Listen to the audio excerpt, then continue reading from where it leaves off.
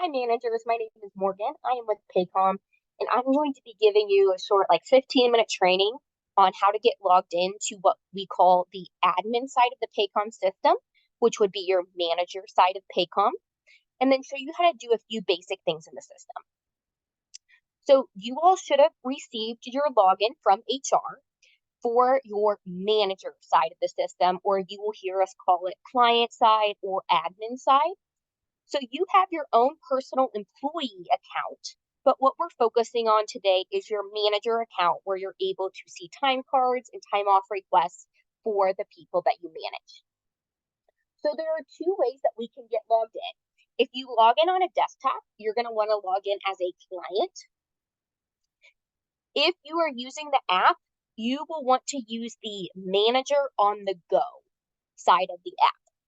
So a lot of the things that we talk about today, you are able to do on your manager side of the Paycom app, such as approve time cards, approve time off requests, punch change requests. So if you would like to use that, you are more than welcome to, but just for ease of showing a big group of people, I'm going to be using a desktop today. So you will need three pieces of information to get logged in. The first is the client code. Everyone's client code will be the same, 11Y12. It will be a little bit different than mine here. And then the username and the password provided to you. When you get logged in for your first time, it will have you immediately change that password just to have it be something that you remember. The password that we provided you was a temporary password. So again, that login information you should have received via email from HR with those three pieces of information to get you logged in as a client. Now, one thing to note is that you also got your own employee login to manage your own employee information, your direct deposit, your contact information. So I'm going to show you right now how you would link those two sides. So that way you don't have to log in and out multiple times. So we are going to use this ESS login button in the top right. So you will see this ESS. ESS stands for Employee Self-Service. I will have you click that button right there. Now, when you click that button, what it will do is it will ask you for your password for your employee side. So you might have to think back on what your password is for your employee side. You technically will have two different passwords, one here for your client side or admin side, and then one for your employee side. So when you click on that button, be prepared to enter your password. It might have you set some security questions. But once you do so, you should see this employee side here. And then once you're on your employee side, you're able to toggle back to your client side as well. And to do that, you will click on this person icon up here, and you will see client side login. Now, the first time that you toggle back to your client side, it will have you enter your client side password. So be prepared to enter that when you click that button. But once you enter each of those passwords one time, it will let you toggle back and forth without having to enter any passwords. It might every once in a while ask you a security question, but overall, once you get that linked, you should be good to go. We will be sending out a guide with screenshots on this as well, so don't feel like you have to remember all of it right now.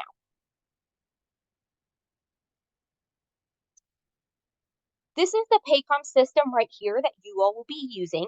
A couple of things to note is that you have boxes down here below, and you also have this green bar up above that expands.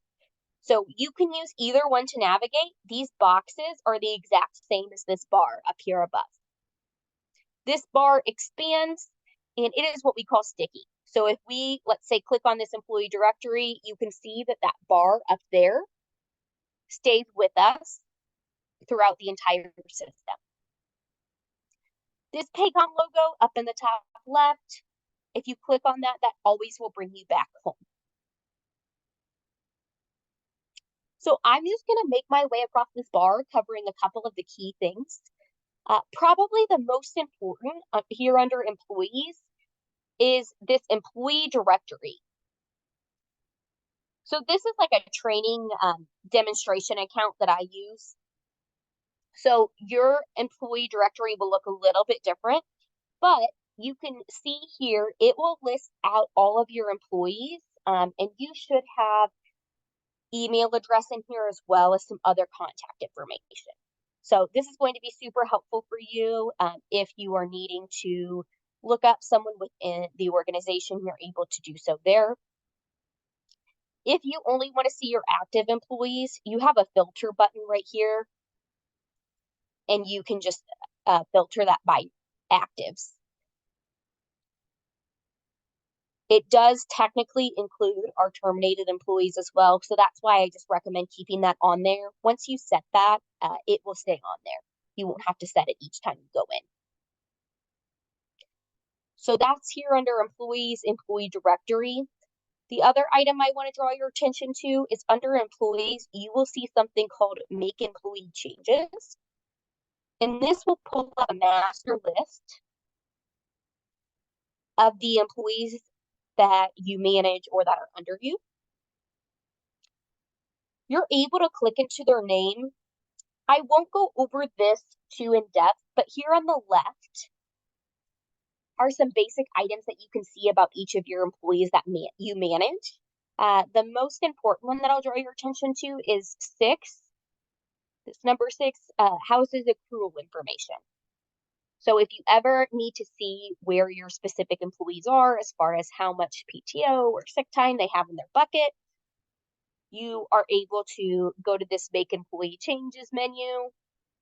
You can search for their name, and then you should be able to find that accrual information on this left side of the screen, and that should pull it up for you.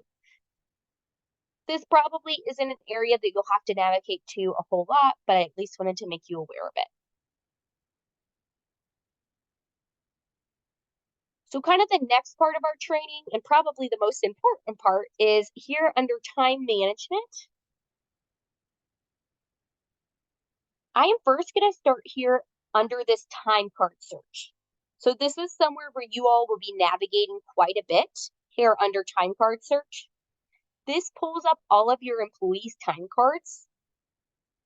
So you can see I have a full list here of all of the employees that I manage. And I am able to select a name to click into the individual time card. So you can see here that it looks like this is my employee's time card here. So you can see it shows in and out day punches on each specific day. Your screen will look slightly different, but you will also have an accrual information tab up here where you are able to see all of their accrual information directly from the time card. So it'll show you exactly what's in their bucket right here. You are able to hop through to multiple pay periods up here in the top right. So if you need to look at a previous pay period, just click this drop down and you should be able to do so. You're also able to hop through multiple employees up here. On this left side, you can see I would be able to click on another employee's name and it would bring me directly to their time card without having to go back and then come back in. And then you're able to use these arrows right here to scroll through multiple time cards if you need to as well. The one thing to note that will be different in the Paycom system is that managers do not have access to edit time cards on behalf of employees. That is a big liability on the company's end for anyone besides the employee to be editing their time. So we are going to have employees owning their own time cards. Now, with that being said, I understand missed punches happen, whatever it might be. We do have what we call a punch change request that the employees have access to and that they will be trained on. So let's say, for example, on Friday the 24th, it looks like there's a missed punch there. The employee would have a place where they can submit a punch change request saying, hey, I missed a punch. that would go directly to you as a manager, and you're able to approve or deny it. So the employee still has the opportunity to get their own time submitted, even if they forget a punch or punched in at the wrong time, whatever it might be. But as far as the time card goes, it should be pretty basic here as far as what you're able to read for this specific employee.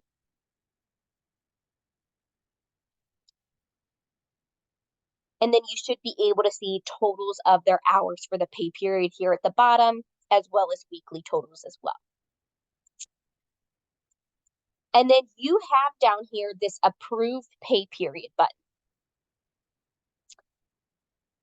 So this approved pay period button, this is where you're going to approve time cards. Now, you can see right down here, it does not let me approve the entire pay period because my employee has a missing punch on the 24th. So I would be able to approve by date. And basically, it would let me approve every single day except that Friday, the 24th. The system will never let you approve a day that has a missing punch because there's some action that needs to be taken on that. Once you have approved a time card, the days that you've approved, the employee can no longer edit or add anything to those specific days. So that's something to keep in mind. And like I said, all missing punches have to be resolved in order to get this approved.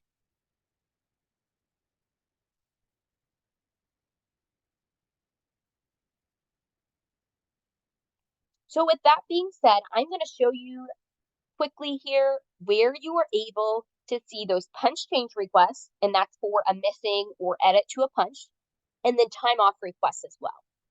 So you will get an email notification if a punch change request is submitted by one of your employees. And then you here under time and attendance have access to a punch change request dashboard. So you can see here, it looks like my employee, which is myself, has requested a punch on 8/15. Again, this is an old example that I have loaded in here, but the principle still stands. And I am able to approve or deny it. You can see this ID stands for in day. So they submitted an in-day punch on August 15th at 8 a.m. This one right here, it looks like on November 7th at 5 p.m., my employee submitted an out-day punch. Looks like they forgot an out-day punch. You are then able to approve or deny right from here.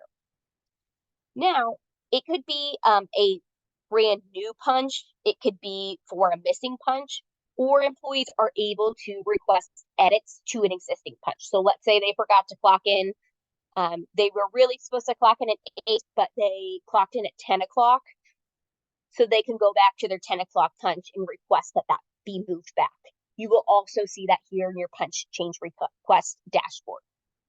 You are then able to approve or deny from there. If you did approve, it would go into effect on the time card immediately. And the employee would get a notification that their punch change request has been approved. So this is going to be key in helping employees get these submitted and then going in and approving them. That way they can take full ownership of their time card. Again, you will get an email notification on these. Very similarly, under time off requests, these are requests that come in just like punch change requests, but they are for PTO or sick time. You can either view time off requests on a time off calendar or this batch approve screen, which is very similar to the punch change request dashboard where it lists all of them. If I look at this calendar, anything in yellow has not been approved yet. So this still shows as requested. If I clicked on that request, I would then be able to either approve or deny. So let's say I want to approve this specific one. It will then populate on the calendar in this orange color. And then it also sends an email to the employee. With this time off calendar view, you are able to see all the time off requests for your employees. So like on the 25th, if we had 2 requests, it would show 2 requests here and you would be able to select this and it would show all the requests for that day. So you are going to want to make sure to scroll through this and go in, see any of these that have been requested, and then go in and get them approved. Like I said, with this batch approved time off request, it does the same exact thing. It just shows everything in a list view. So you'd be able to see all your time off requests here. You can approve or deny, or you are able to batch approve or deny. If you've looked at all of these, they all look good. You can batch approve right here, and those have approved those time off requests for your employees. So just to wrap up, one other item over here in user options, you have the ability to change your password. So if you ever needed to change your password, you can do so over here. Again, my screen looks slightly different than yours since this is a training account that I'm using. But just to recap the main items in Paycom, you are going to want to look under this time management. This is where you are able to approve time cards, approve time off requests, and approve what we call punch change requests, which are if an employee misses a punch or needs an edit to a punch. You can do any of that on your Manager on the Go app. So if you want to log in on the app, you are more than welcome to. And then I recommend toggling back and forth and getting that set up so you can go from your client side to your employee side and so on and so forth. But overall, the system's fairly easy to use and navigate. Of course, I know there will be questions, so we would be more than happy to answer those. But that concludes what I was going to cover today in my training. Thank you.